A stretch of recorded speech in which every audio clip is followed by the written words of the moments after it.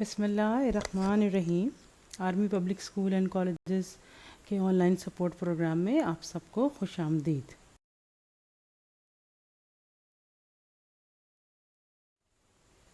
آج ہم اپنے سبق نمبر 4 کا آغاز کریں گے، جو کہ صفحہ نمبر 23 سے 29 تک محدود ہے۔ سبق کا جو نام ہے وہ ہے پاکستانی قومیت کا مسئلہ۔ ٹھیک ہے، یہ صفحہ نمبر 23 پہ ہے، لیکن صفحہ نمبر 22 سے آغاز کریں گے، جہاں پر مصنف کا تعارف بھی موجود ہے۔ مصنف کا نام ہے ڈاکٹر سید عبداللہ، اور ان کا یہ جو مضمون ہے دراصل یہ ایک تحقیقی مضمون ہے، اور اس کے اندر مندرجہ ذیل پہلو شامل ہیں۔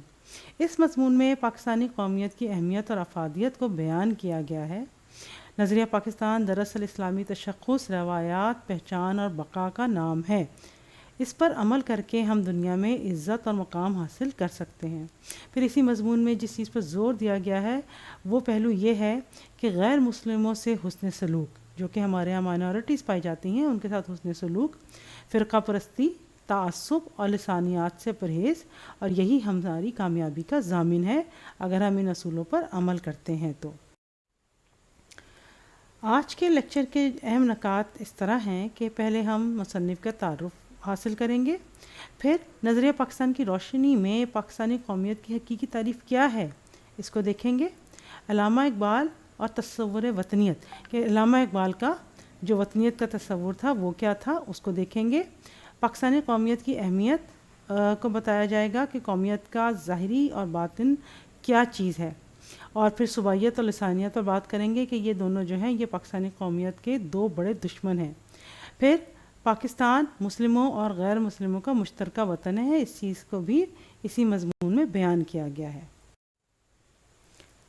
اس سبق کے پڑھنے کا مقصد کیا ہے؟ دراصل طلباء کو یہ سمجھانا ہے کہ نظریہ پاکستان، جس نظریے کی بنیاد پر ہم نے پاکستان حاصل کیا، وہی ہماری اساس اور وہی ہماری پہچان ہے، اور اسلامیت اور وطنیت میں کوئی تضاد نہیں، یعنی اسلام جو ہے وہ وطنیت کا مخالف نہیں ہے، یہ چیز ذہن نشین کرنی ہے۔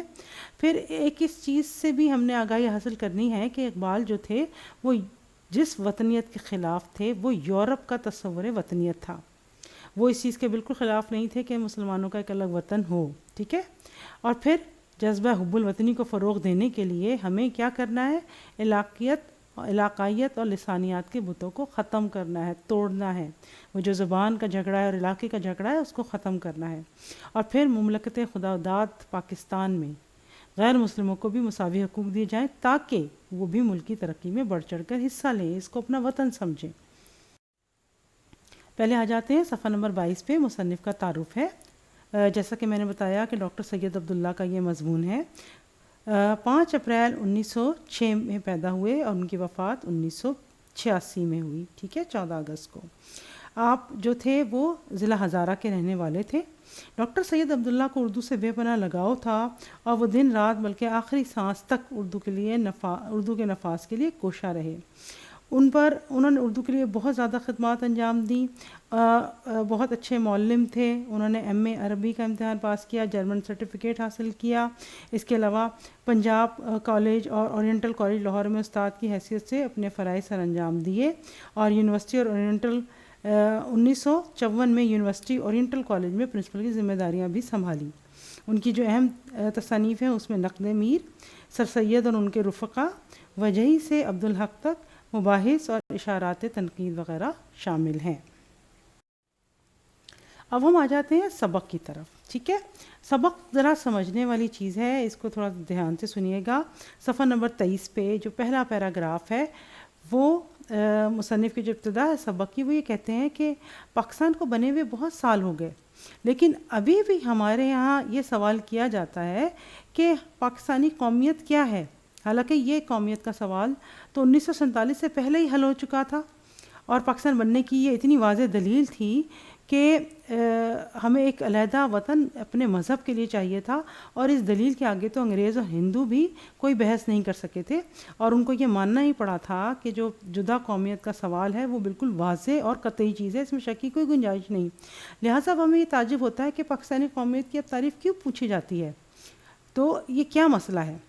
پھر دوسرے پیراگراف میں مصنف یہ کہتے ہیں کہ اگر ہم تحریک پاکستان پر نظر ڈالیں تو ایک بات صاف دکھائی دیتی ہے کہ جو تحریک تھی یہ مسلمانان ہندوستان کی متفقہ تحریک تھی، اور مسلمانوں کو یہ محسوس ہو رہا تھا کہ اگر ہندوستان میں وہ ہندوؤں کے ساتھ مل کر رہیں گے انگریزوں کے جانے کے بعد تو پھر ان کی جو اپنی روایات، زبان اور ان کے طرز زندگی کے امکانات بہت کم ہو جائیں گے، اور ان کی یہ تہذیبی ہستی ختم ہو جائے گی، اور مسلمان کسی بھی قیمت پہ اپنے مذہب اور اپنی تہذیب اور زندگی کے اس نقطہ نظر کو چھوڑنے کے لیے تیار نہ تھے، کیونکہ اس طرح ان کے مذہب کے اوپر ٹھیس لگتی تھی، اور مسلمان چاہتے تھے کہ جو ان کا 1000 سالہ تہذیبی ورثہ ہے اس کو بچایا جائے۔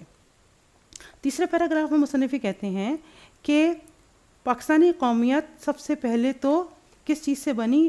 ان عقیدوں سے بنی جن کا مرکزی نقطہ کیا تھا؟ اسلام اور اس کا تصور حیات۔ پھر اس کے ساتھ ساتھ تہذیبی وراثتوں کا تحفظ بھی تھا، اور جو کہ متحدہ ہندوستان میں ممکن نہیں تھا، اس لیے تحریک پاکستان شروع کی گئی۔ اب اگر صفحہ نمبر 24 پہ ہم پہلے پیراگراف پر آ جاتے ہیں تو مصنف کہتے ہیں کہ پاکستانی قومیت کے جغرافیائی تقاضوں اور حدوں کا جائزہ لیں تو پتہ چلتا ہے کہ قومیت کی بنیاد کوئی خطہ یا وطن بھی ہے، کیونکہ دیکھیں اگر اب کسی نے اپنے مذہب اور اپنے عقیدے کے مطابق زندگی گزارنی ہے تو اس کو ایک آزاد خطہ وطن چاہیے۔ اگر قومیت کے مسئلے کو تشبیہ کی صورت میں سمجھانا چاہیں تو ہم کہیں گے کہ قومیت کا ایک ظاہر ہوتا ہے اور ایک باطن ہوتا ہے۔ یہ ابھی ہم آگے چل کر دیکھیں گے اس کو، ٹھیک ہے۔ مصنف کہتے ہیں کہ قومیت کا ایک ظاہر ہوتا ہے اور ایک باطن ہوتا ہے۔ جس مثال کیا دیتے ہیں وہ کہ جس طرح کسی پھول یا پھل کا ظاہر بھی ہوتا ہے اور باطن بھی، اور وہ پھل یا پھول ان دونوں کے مجموعے سے بنتا ہے۔ دیکھیں اگر کوئی پھل ہوتا ہے تو آپ دیکھتے ہیں نا کہ اس کے باہر کی خول ہوتا ہے، ایک چھلکا ہوتا ہے، اور اندر اس کے کچھ اور ہوتا ہے، اور وہ دونوں چیزیں مل کر اس پھل کو جنم دیتی ہیں۔ تو اسی طرح وہ کہتے ہیں کہ اسی قیاس پر پاکستانی قومیت کی روح یا اس کا باطن، اگر ہم پاکستانی قومیت کا باطن دیکھیں یا اس کی اصل روح دیکھیں تو وہ کیا ہے؟ وہ تخیل ہے، وہ خیال۔ تخیل کیا ہوتا ہے؟ خیالات جو اس کی تعمیر کی وجہ بنے، لیکن ایک اس کا ظاہر بھی ہے، اس کا ایک بدن بھی ہے، یعنی کہ جو روح ہے وہ کیا ہے؟ وہ نظریہ جو کہ اس چیز کی وجہ بنا کہ ایک وطن حاصل کیا جائے، اور اس کا ایک جسم بھی ہے، ایک بدن بھی ہے، وہ کیا ہے؟ خطہ یا ملک۔ دیکھیں اگر آپ ایک انسان ہیں، ایک آپ کے ظاہر ہے اور ایک آپ کے اندر روح ہے، ایک باطن ہے، تو جو باطن ہے وہ کیا ہے؟ آپ کے خیالات، آپ کے جذبات، آپ کی سوچ، اور آپ کا جو بدن ہے وہ کیا ہے؟ اس چیز کو ساتھ لے کے چلنے والا۔ اسی طرح بدن ہماری قومیت کا کیا ہے؟ ایک خطہ، ایک زمین پاکستان، اور اس کی روح کیا ہے؟ اسلامی عقیدہ، ٹھیک ہے۔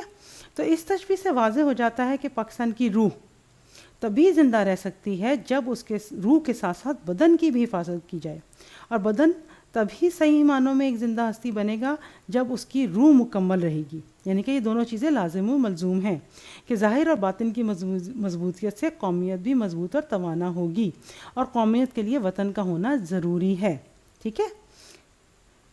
اب مصنف کہتے ہیں کہ اس لحاظ سے پاکستانی قومیت کا دوسرا بڑا عنصر جو ہے وہ وطن یا وطنیت ہے، صحیح ہے۔ یہ صفحہ نمبر 24 پہ ہمارے پاس دوسرا پیراگراف تھا۔ اب مصنف کہتے ہیں تیسرے پیراگراف میں کہ ہمارے سامنے 2 سوال آتے ہیں جو کہ پریشان کن ہیں۔ ایک سوال تو یہ ہے کہ جیسے اسلام میں اقبال نے کہا کہ وطن پرستی کو اچھی نظر سے نہیں دیکھا جاتا، تو پھر ہم کیوں وطن پرستی کر رہے ہیں؟ پھر کچھ لوگ یہ بھی کہتے ہیں کہ پاکستانی قومیت کا مرکزی عقیدہ اسلام ہے، تو اس کے قومیت کے جو محرک ہیں وہ مسلمان ہیں، تو پھر غیر مسلم کیوں پاکستان میں رہتے ہیں اور ان کو ہم کیوں وفادار شہری بننے پر مجبور کرتے ہیں؟ سمجھ میں کہ شاعر کہتے ہیں کہ کچھ لوگ 2 چیزیں کرتے ہیں، ایک وہ کہتے ہیں کہ اسلام تو وطن پرستی کے خلاف ہے، دوسرا وہ یہ کہتے ہیں کہ مسلمانوں نے اسلام پاکستان کے لیے جدوجہد کی کیونکہ انہوں نے اسلامی نظام کو چلانا تھا، تو پھر جو غیر مسلم ہیں ہم ان کو کیوں کہتے ہیں کہ وہ ہمارے ساتھ اچھے شہری بن کر رہیں؟ تو اب مصنف کے خیال کے مطابق یہ ہے کہ یہ دونوں سوالات جو ہیں وہ گمراہ کرنے والے ہیں، ٹھیک ہے، یہ گمراہ کرنے والے سوالات ہیں۔ وہ کہتے ہیں کہ قومیت کا جو ظاہری نشان ہوتا ہے وہ اس کا جغرافیہ ہوتا ہے، لیکن اس کا جو اصل عقیدہ یا اس کا مت ہوتی ہے وہ اس کا تخیل ہوتا ہے، ٹھیک ہے۔ یہ وہی والی بات ہے جو کہ میں نے آپ کو پہلے سمجھا دی۔ صفحہ نمبر 25 پہ وہ کہتے ہیں کہ اسلام کا جو مرکزی جغرافیہ تھا وہ کون تھا؟ عرب تھا۔ اب یہ تو نہیں تھا کہ جب عرب میں اسلام آیا تو بس صرف اسلام عرب تک ہی محدود رہا، جب اسلام باقی ملکوں میں پھیلا تو اس کی جغرافیائی حدود بھی وسیع ہوتی گئیں، ٹھیک ہے، اور پھر اسلام پھیلتا چلا گیا۔ لیکن کیا ہے کہ عام مسلمانوں کے تصور میں اب بھی اسلام اور خدا کی زمین کی بادشاہت لازم و ملزوم ہے، اور وہ کہتے ہیں کہ اگر ہم ایک وطن تک محدود ہو جائیں گے تو اسلام جو ہے وہ نہیں پھیلے گا، حالانکہ ایسا نہیں ہے۔ اسلام محض آسمانی یا روحانی مملکت کا قائل نہیں ہے، وہ عقیدے کے نفاذ کے لیے کہتا ہے کہ ایک ملک ہونا چاہیے، اور اس ملک کو عرف عام میں وطن کہتے ہیں۔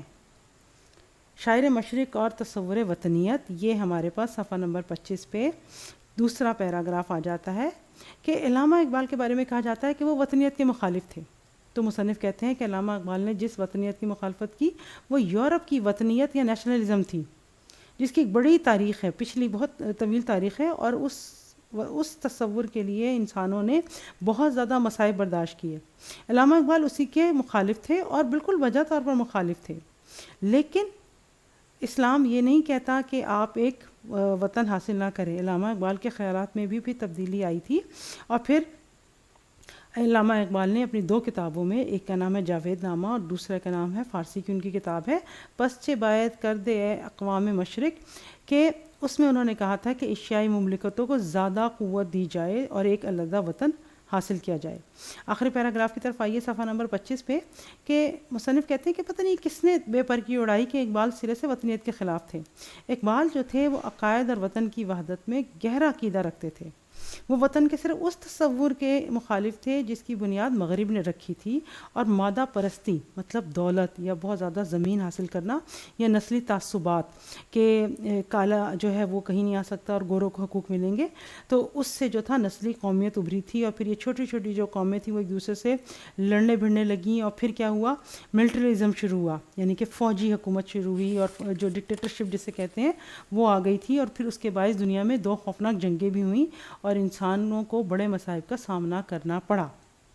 حالانکہ اقبال تو کیا کہتے تھے، شروع میں وہ یہ کہتے تھے کہ ایک ہو مسلم حرم کی پاسبانی کے لیے، نیل کے ساحل سے لے کر تا بقا کے کاشغر، لیکن پھر حالات اور واقعات نے ان پر یہ حقیقت عیا کر دی کہ قومیت کی بقا کے لیے وطن کا حصول ضروری ہے۔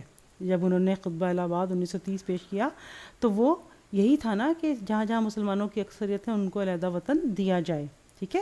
اقبال جو تھے وہ یورپی وطنیت کے مخالف تھے، وہ کہتے تھے تمہاری تہذیب آپ اپنے خنجر سے خودکشی کرے گی، جو شاخ نازک پہ آشیاں بنے گا ناپائیدار ہوگا، اور وہ یہ کہتے تھے کہ نظر کو خیرہ کرتی ہے چمک تہذیب حاضر کی، یہ سنائی مگر جھوٹے نگوں کی ریزہ کاری ہے، کہ ان سے بہت زیادہ متاثر ہونے کی ضرورت نہیں ہے جو کہ ہم مغربی اقوام سے متاثر ہو جاتے ہیں۔ اب صفحہ نمبر 26 کے آخری پیراگراف پہ آ جائیے۔ جو تھے مصنف جو کہتے ہیں وہ کہتے ہیں پاکستانی سالمیت کے 2 بڑے دشمن ہیں، ایک صوبائیت کہ صوبہ پرستی، اور ایک لسانیت کہ زبان کی بنیاد پہ جھگڑنا، کہ میں پنجابی ہوں، میں پٹھان ہوں، میں بلوچی ہوں، میں سندھی ہوں، یہ جو چیزیں ہیں یہ ملکی سالمیت کی بہت بڑے دشمن ہیں۔ وہ کہتے ہیں کہ پاکستان میں بہت ساری نسلیں آباد ہیں، بہت ساری زبانیں بولی جاتی ہیں، اور لیکن ان سب نے مل کر پاکستان کے حصول کی کوشش کی تھی، ٹھیک ہے۔ اس لیے اس زہر کو پھیلنے سے روکنا ہے، ورنہ یہ قومی ترقی کی راہ میں بہت بڑی رکاوٹ ثابت ہوں گی۔ صفحہ نمبر 27 پہ آتے ہیں، جیسے علامہ اقبال نے بھی اس کے بارے میں کہا تھا کہ یوں تو سید بھی ہو، مرزا بھی ہو، افغان بھی ہو، تم سبھی کچھ ہو بتلاؤ مسلمان بھی ہو۔ پھر علامہ اقبال ہی کہتے تھے کہ فرقہ بندی ہے کہیں اور کہیں ذاتیں ہیں، کیا زمانے میں پنپنے کی یہی باتیں ہیں۔ اور یہ جو صوبائیت یا لسانیت، یہ تو ہمیں اسلام، ہمارا قرآن بھی اس چیز سے منع کرتا ہے۔ قرآن کی آیت کا ترجمہ ہے کہ جن لوگوں نے اپنے دین میں بہت سے راستے نکالے اور ان کے کئی فرقے ہو گئے تو ان سے تم کو کچھ کام نہیں، ان کا کام خدا کے حوالے، پھر جو کچھ وہ کرتے رہے وہ ان کو سب بتائے گا۔ تو اسلام بھی اتحاد پہ زور دیتا ہے، اخوت پر زور دیتا ہے، اور وہ صوبائیت اور لسانیت یعنی کہ ہم سب مسلمان ہیں لیکن محض زبان کی بنیاد پر یا صوبہ پرستی کی بنیاد پر ایک دوسرے سے لڑنا اور ایک دوسرے سے دشمنی کرنا، اس کا اسلام بھی مخالف ہے۔ اب صفحہ نمبر 27 پہ آ جائیے۔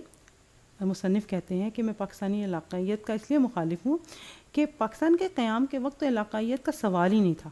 اس وقت اس چیز پہ جھگڑا نہیں ہوا تھا، یا پاکستان بناتے ہوئے پنجابیوں نے یہ نہیں کہا تھا ہم بعد میں پنجاب میں رہیں گے اور ہمارا پنجاب ہوگا، اور سندھیوں نے یہ نہیں کہا تھا کہ ہمارا سندھ ہوگا، بلکہ پاکستان قبیلوں اور علاقوں کی اساس پر قائم ہی نہیں ہوا تھا.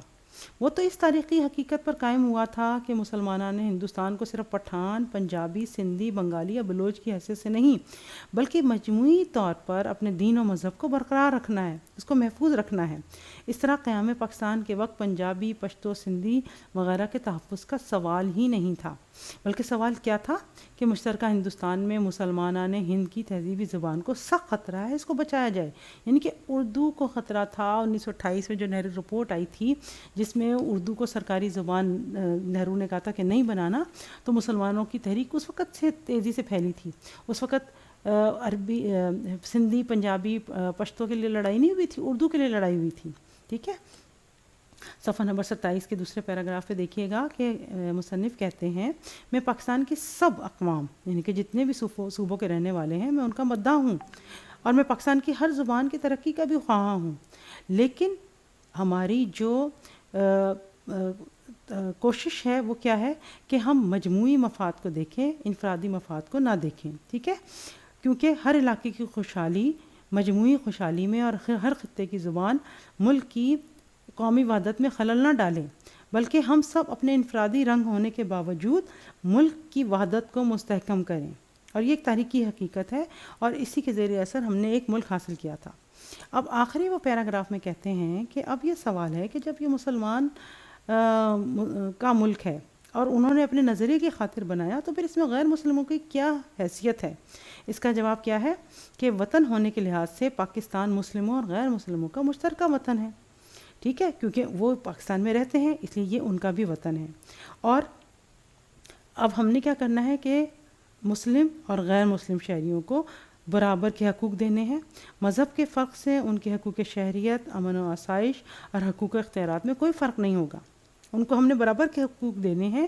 اس کے علاوہ اسلام میں یوں بھی عبادت اور مذہبی آزادی کا اصول ہے، موجود ہے، اور لہٰذا غیر مسلموں کو بھی اپنے وطن کی قومیت سے گہری محبت ہو سکتی ہے اور ہونی چاہیے. تو پاکستانی قومیت اور وحدت کے لیے اسلام اور ان تاریخی احساسات کو زندہ رکھنا ضروری ہے جن کی وجہ سے ہم نے ملک حاصل کیا. ٹھیک ہے. اور جو اردو زبان ہے یہ اس سلسلے میں بہت اہم کردار ادا کر سکتی ہے، کیونکہ یہ سارے صوبوں میں بولے جانے والی زبان ہے جو کہ یکجہتی کا ایک بہت بڑا وسیلہ ہے. تو پھر ہم نے اگر اپنے جذبہ حب الوطنی کو فروغ دینا ہے تو پھر مذہبی رواداری سے قائم لینا ہے، غیر مسلموں کو مساوی حقوق دینے ہیں، ان کو عدل و انصاف کی فراہمی کرنی ہے، اور ان کی عبادت گاہوں کا احترام کرنا ہے. انہیں جائز شہری حقوق ملنے چاہیے، اور ان کی امن و آسائش اور ان کے حقوق کا خیال رکھنا ہم سب کی ذمہ داری ہے. اسی طرح وہ ہمارے ساتھ ایک قوم بن کر پاکستان میں رہیں گے اور پاکستان ترقی کرے گا، اور یہی ہمارا مذہب بھی سکھاتا ہے.